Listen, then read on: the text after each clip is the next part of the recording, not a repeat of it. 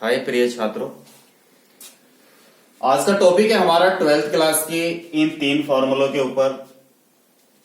3 मानक समाकलन होते हैं ये।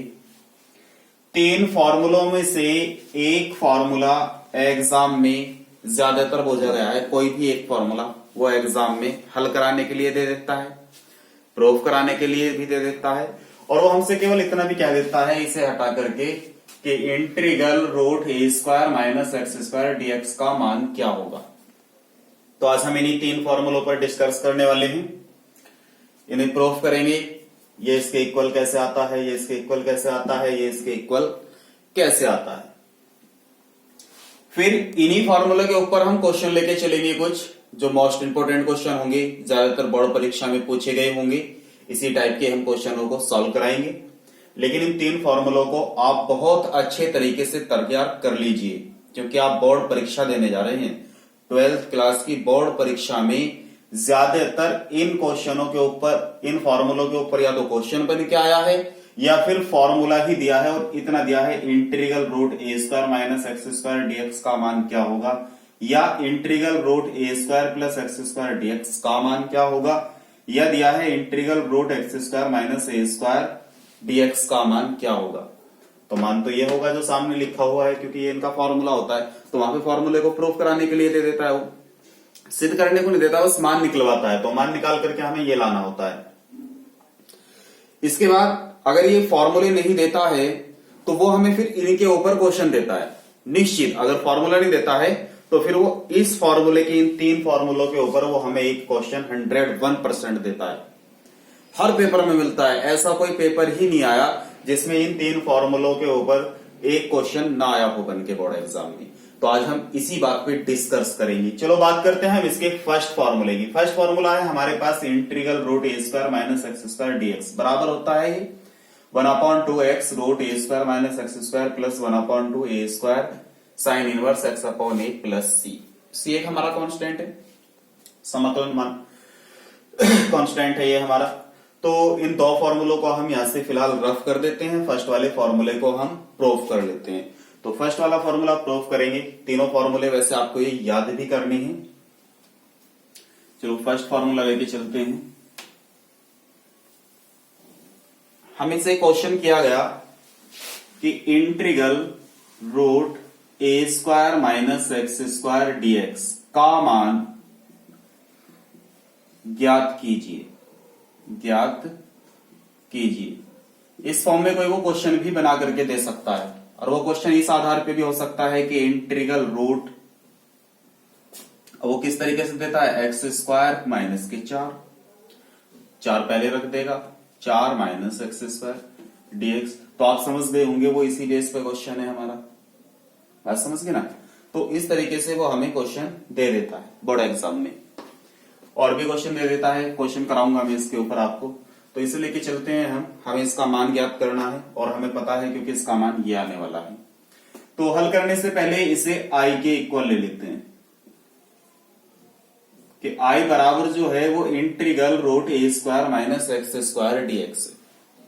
अब हमने एक बात पढ़ी थी, इसका डायरेक्टली फॉर्मूला तो ये होता है, तो डायरेक्टली तो हमें लिखना नहीं है। लेकिन यदि हमारे पास में कोई भी 2 संख्याएं इनटू में है तो हमने एक इंटीग्रल का फॉर्मूला पढ़ा था, जबकि अभी हमारे पास में यहां पर ओनली 1 डिजिट है कि root a square minus x square. तो क्या काम करते हैं, इसके इनटू में 1 ले लेते हैं।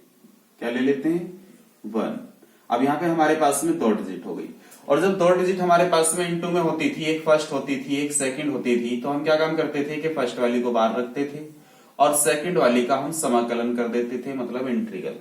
फिर माइनस का चिन्ह, एक बड़ा इंटीग्रल, फर्स्ट वाले का हम यहाँ पे डिफरेंशिएशन करते थे और सेकंड वाले का फिर से इंटीग्रल, और इस सारे का डीएक्स हमारा ये रहा। ठीक है, ये रोल था। तो हम यही काम यहाँ पे करने वाले हैं। क्या काम करते हैं, इसे फर्स्ट वाले को बाहर रखते हैं, तो root a square minus x square, और फर्स्ट वाले का इंटीग्रल कर देते हैं, चिन्ह माइनस का रहेगा। फिर फर्स्ट वाले का डिफरेंशिएशन, तो root a square minus x square का डिफरेंशिएशन इंटू 1 का इंटीग्रल, और इस सारे का जो ये यहां से लेके यहां तक है, इस सारे का डीएक्स। बात समझ गए? अब क्या काम करते हैं, इसे मैं यहां से रफ कर देता हूं। सॉल्व करते हैं इसे। यहां पे हमारे पास integral root a square minus x square, one का इंटीग्रल क्या होता है, एक्स होता है इंटीग्रल। अब यहां पे ध्यान से देखो, root a square minus x square दिया हुआ है और हमें इसका क्या करना है, इंटीग्रल करना है।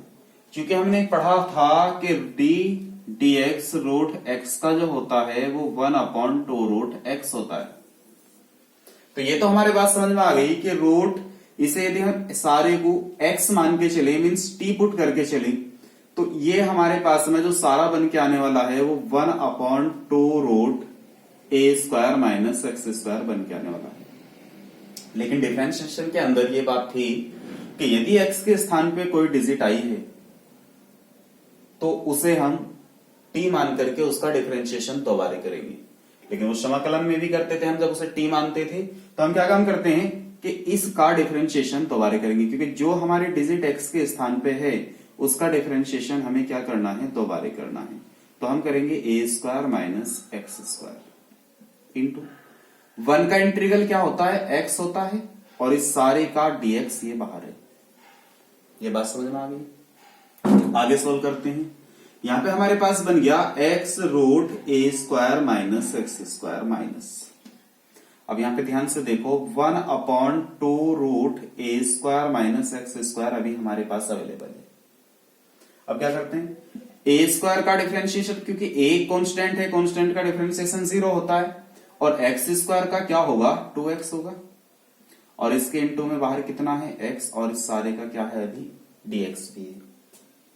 नेक्स्ट लाइन में चलते हैं, x root a square minus x square minus, इस x की यहां पे इंटू करेंगे तो ये बना 2x square upon root a square minus x square, और ये बाहर यहां पे 2 भी है, dx।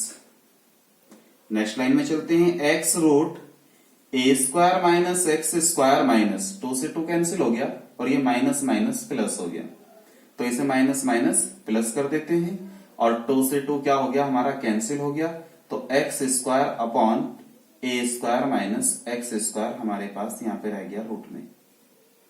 ये बात समझ में आ गई यहां तक? अब आगे क्या करना था, ध्यान से देखो साइड में, i इजिकल टू चल रहा है, ये i is equal to x root a square minus x square, a square minus x square plus integral x square upon root a square minus x square है।